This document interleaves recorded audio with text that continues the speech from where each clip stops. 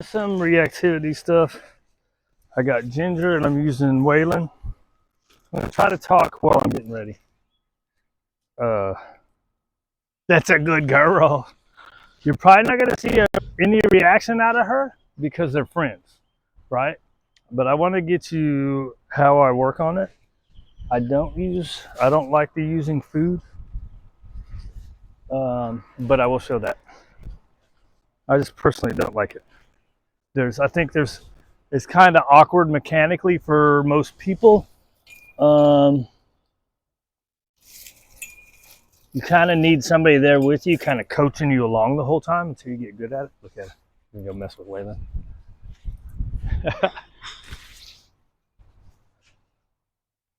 All right.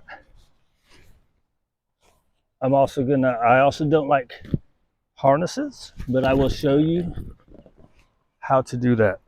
I think that makes too much noise on there, right? Too much crinkling. Okay, so what's up, big guy? Now, I do have dogs I probably could have got a reaction out of. I just don't have help to watch. Right? So there's the bed. Now, here's things. Distance is your friend. You have lock, load, and explode. So you want to watch for the loading. So it's all body language, right? Some people say don't look at your dog while you're walking. You can usually feel it. I like you to look at the start, so you can see the change of body. Then once you get used to seeing the change of body, then it's different. Right? So what I'm going to do here, I have harness lead. Okay. Look at you too. So this is a harness lead. Watch this. Ginger!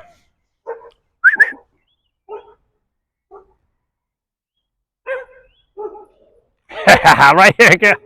Good job. Right here. Good job. All right.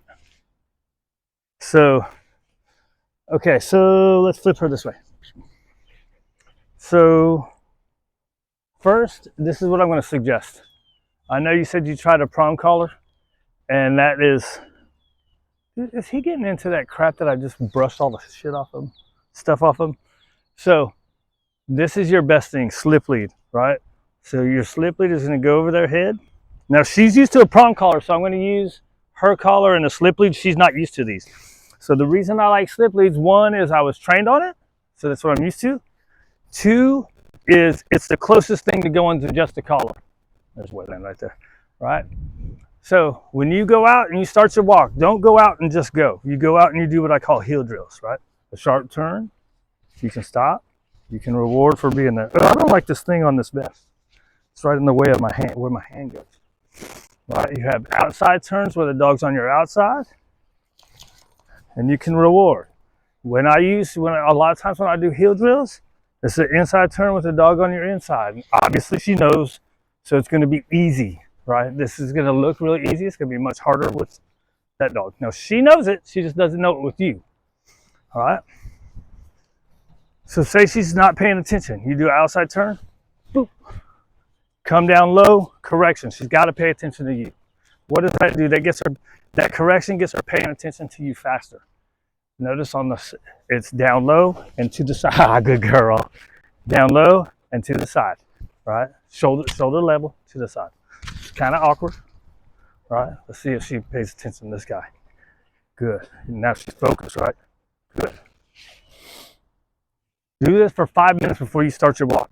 If you're going for a 30-minute walk, right? If it takes you 20 minutes to go around the body, whatever, spend your first 5 minutes doing this. Get her focus on you. Outside turns, inside turns, sharp turns, correction. Oh man, see, that was an unnecessary correction because she was turning with me. Right? Outside turns, the dog's on your outside. I'm giving her hot dogs too. I should be using regular food. Right? Good. My regular food's on the other side. Waylon. That's my guy. Right. So if you have control of the dog's head, you have control of the dog. Right. So we're gonna come right here. We're gonna go sit. So this, you want it to be as high up as possible. Now the dog has to be with you. If the dog's going in front of you, right, it's okay. You just got to get him back with you, right? Waylon's crazy. All right, ready, down? Good. So the slip lead is my go-to. So like when you're holding back, when the dog is out there and you're holding back, you're creating more friction, so that's creating reactivity. You want them following you. Let me show you the butt pinch, right? So, Waylon, come on. Let's go. He's slow. He's gonna bull jive. Let's go is not really my recall, but it should be better than this. He's not real. He's not real fond of being with the other dogs. Okay, so that's the slip lead, right? If you, right, you really like your harness walking, right? We're gonna do this. Okay. Right here. Psst. Nobody said you could walk off. Right here. Let's get this off. Okay. So this, I don't have harnesses, so I have to use this to kind of make up. Come on, boy. He's acting like he's got a poop. Right? Okay, so here's the problem with reactivity and harnesses. You're almost always in the back. So usually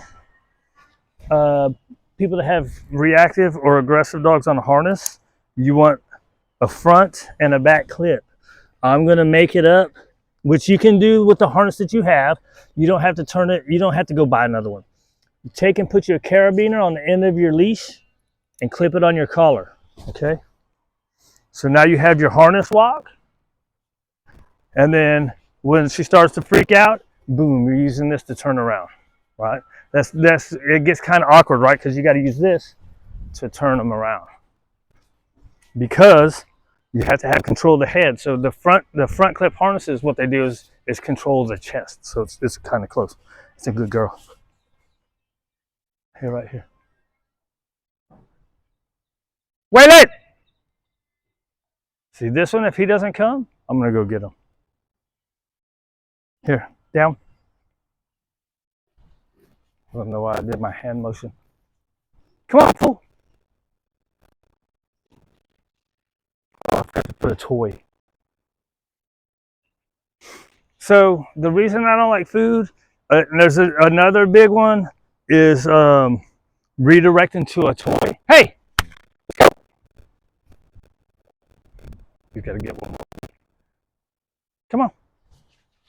He probably doesn't think I have it. If he knows I have food, he comes faster. Dude, let's go. Come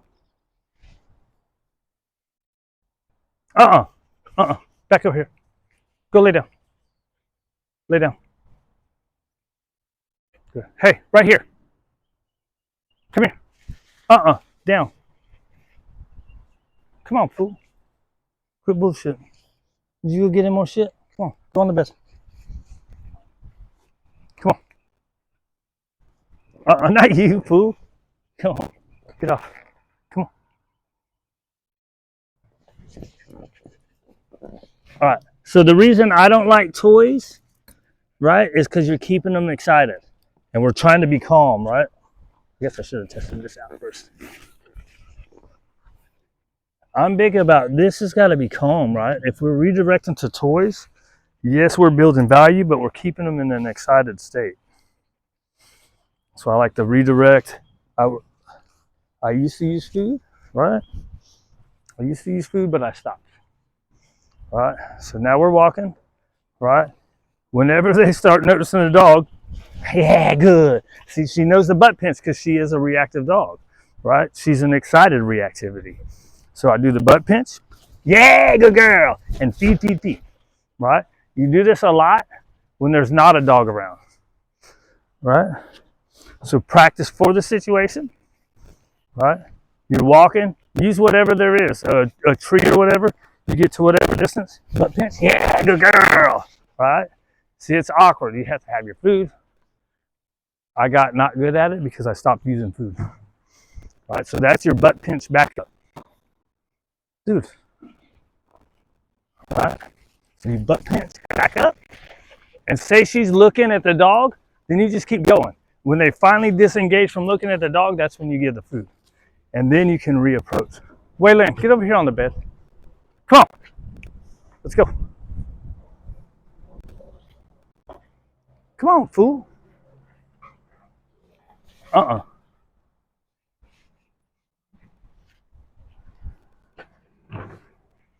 You can see all the stuff that I've let go. He used to sit on this thing for 30 minutes when I do this. Lay down. All right.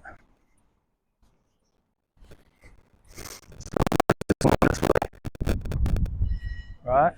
So you have your walking on the harness. You see the dog when she notices when your dog notices a dog, boom, you're going away. Obviously, if the dog's out, you're going to go the other way.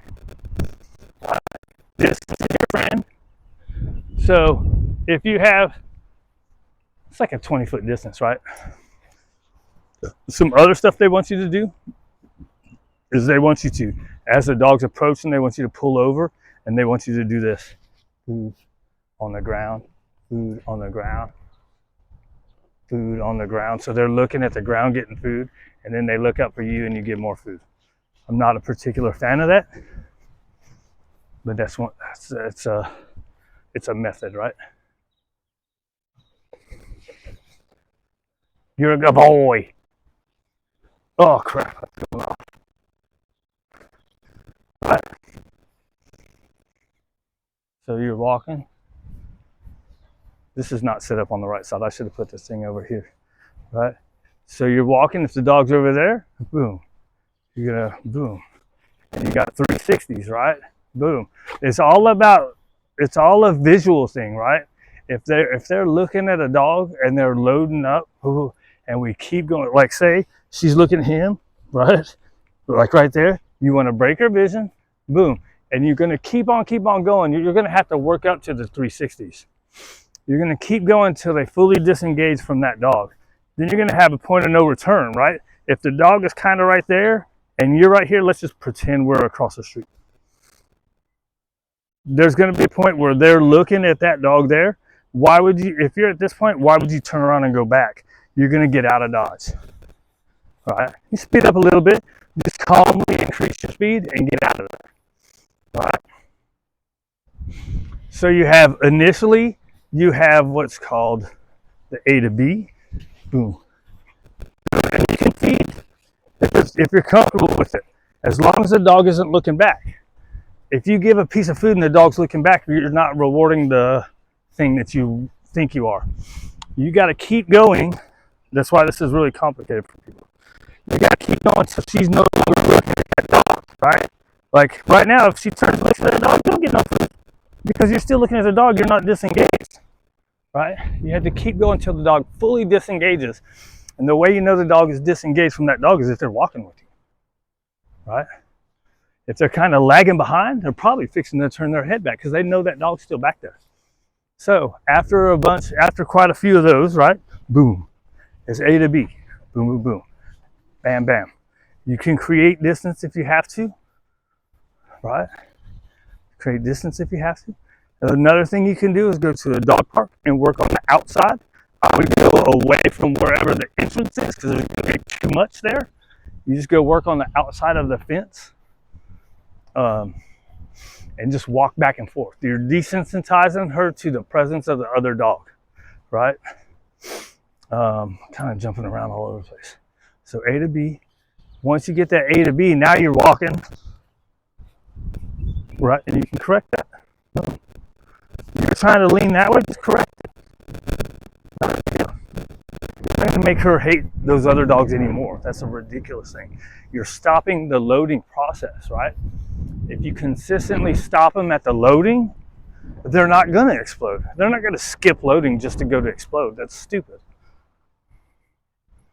It's not logical. It's not, you're such a good dog. Oh, right. You're a good boy. Right. So, right. So you're in this boom, and you're going, disengages. You can then use food if you have to. Oh, I wanted to get a toy to show that. Right. Then it becomes, you see the dog coming. As soon as she notices the dog, you're going to do your outside turn, and then you're going to cut back to your inside turn to make it. You see how she was looking back? I should have kept going. Right. So your figure eight might not be a tight eight. It might be a elongated eight. Is this still green? I've been using it all day. Right. So you start with your just direction changes, right? And then you get into figure eights, right?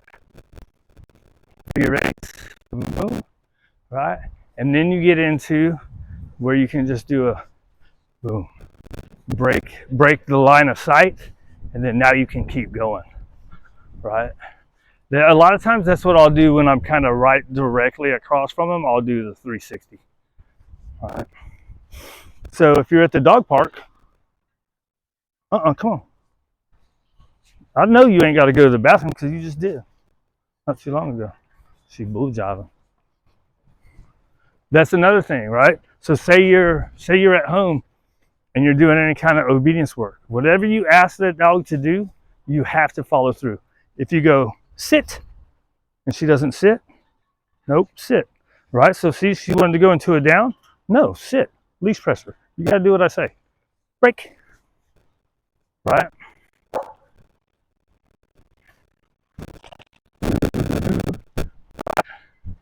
Then you go Ginger down. No, down. Good. Right? Why did I say no down? Because she was going to just stay there. I know this dog. She was going to just stay there because she's being, I'm going to do what I want to do. Okay, break. Let's go get her some water. You're a good boy. You're a good dog. Did you get more of that crap on you? Okay, so what was I talking about? We did the A to B's. I showed how to do the harness into the double clip, or you can get a double clip one that's in the front, right? We did heel drills on the slip lead. So you saw a slip lead, you saw staying on the harness, but you need to get her focused on you as soon as you go out. And what I would do, like once you walk past the dog, if you have to do that, once you get past that dog, right? Once we get to the get out of dodge point, give her a break, right? Come on, girl. So let's do some pretending again. We just went through all our little stuff, right? And we get to this point and we're like, oh, we just got to get by it now. Once you get by it, go, okay, break, and go off into somebody's yard and let her sniff and just kind of ignore her, let her come down, right? Now that's if there's only one dog. If you got multiple dogs, and it's a lot of work, right? Look at her. You looking for food? Right, here, come here. So let's see if we get some reactivity here. Come on. Get on the bed. And I'm going to be safe with these people. Right? Right? So, oh, sorry, dude. Should have rewarded you for actually coming that time. Right? So we're going to see if we get some reactivity out of these people. They got 3 dogs. So I'm going to guess that's about the same as a street. I don't know if you walk in houses, sidewalk to sidewalk. I'm going to say from where that cone is to over there is probably pretty close to a street. Sidewalk to sidewalk. Right? Right, so see, she's loaded on the dog behind us. Little boom boom, you gotta turn around and follow me. Good girl. All right, that's all it is. Boop boop. Now we're not on our normal setup, so right, so she's loading, you're gonna boom. Right? Good girl. Right? She's a drama queen. She's an excited girl, right? So there, breaks the vision, go the other way. See how she do? Boop. Good girl. Right? Little correction there.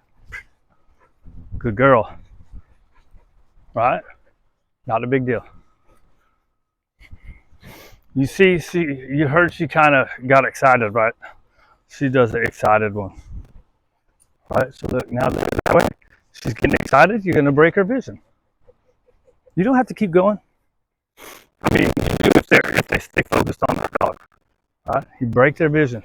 The inside turn is the best. Now, what I don't want you to do is if the dog's in front of you, you're not going to do an inside turn because you're probably going to trip yourself. Right? If the dog's a little bit in front of you, you're going to do an outside turn. And then you can come back to the inside turn. Right? That inside turn pushes them back. Now we got the dog right in front of us. Oh, good girl. See, now there, I can give food, right? Because she looked at those dogs and she looked at me. That's what you want. You get that through correcting the loading so they don't explode, right? Now, when she explodes, it's crazy. It's like a sonic pitch, right? I forgot to give you some. Did you go poo-poo while you were back there? Looking for hot dogs. Right.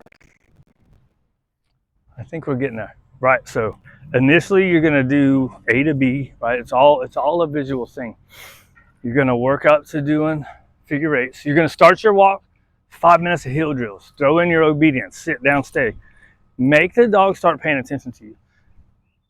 A lot of times this starts happening because she's pulling to get to whatever she wants to get at. There's nothing there. Crazy girl. Because like I was saying, like say maybe you're working inside or doing something inside, or maybe she wants to do something and you're like, hey, cut that out, and then she goes and does what she wants anyways. That turns into all that crap on the walk. Right? Yes and no. The dog has to listen to both of those two words. Otherwise you get all this junk out on the walk. I need to get you back on your regular thing. She knows she's not on her prong collar now. Her mom can't walk her without it. But, I mean, it's good for her though. It helps keep her energy down. A lot of these sporting dogs, it really helps. Right? So anything you ask, follow through.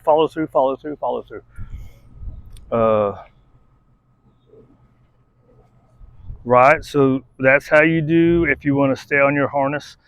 I highly recommend though going slip lead since you don't want to do prong collar. And you know, the prong collar sometimes does exacerbate it because even on a harness, if they're looking at something, they're getting frustrated and you're holding it, they want to go that way, so you're just holding them. Oh, that's creating all that tension, right? So you want to use your motion as motivation. Does that make sense? If you stop and try to make the dog look at the world and calm down, they're not going to calm down. You want them focused on you. Now, eventually down the road, you should be able to do that. But in order to get there, you have to have, right? There's a dog there. She wants to go get to the dog. If we're just like, hey, it's building frustration. It makes them want it more. That's how they do all that protection stuff where they make the dog fly and go bite them, right? So that's why the redirecting is super important. A lot of times I worry about the food. Oh, I forgot to do the toy. Anyways, whatever. A lot of people are saying redirect them to tug because you're trying to build value in you. I see, and that I understand that portion of it.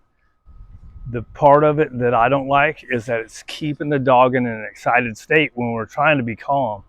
If we're playing, yes, we're building value in you in that moment, but they're not calming down. So I like the just motion. Hey, follow me, follow me. Just being steady with the, you gotta follow me. I'll get you through this, dude. You have no reason to be mad at that dog. You have no reason to be crazy about that dog. Oh, that's the other thing. A lot of times people start doing this. Hey, stop it, cut it out, cut it. I just don't even say anything, right? So when I'm doing all this stuff, I never say anything. Some people like to say leave it. I don't like it because then it relies on you having to say leave it. If you just have the dog's behavior be following you calmly, then if they flip out, they're just going to follow you calmly, right? If you're yelling, you're adding energy into what you're trying to bring the energy down. If you're yelling and screaming at them, you're just adding more energy. How are you going to get them to calm down? The key is you have to be calm and cool, right? And that's the hard part because the dog's freaking out and you're like, oh my God, but that's what you have to teach yourself to do. That's your part of the work, is work on becoming calm. Holy cow, 26 minutes? Sounds about right. Good girl, right? And you're gonna wanna work on all these motions. So a lot of people say train for the situation, not in the situation. I'm big on there's both, right? I'm big on spend some time training for the situation, but because I'm big on real life. Real life, who's gonna have a big old, you know what I mean? So you're gonna have, I think they're still over there, dude. Waylon needs to get in. It's not that hot. So get them some knowledge, right? And even if the dog's freaking out sometimes, it's going to all come together. It's going to take time regardless, right? So you want to work on it, but don't not walk the dog. I think that's silly. You're going to work on it. You're going to train for it. That's your heel drills. That's throwing in while you're doing heel drills. Yeah, good girl, right?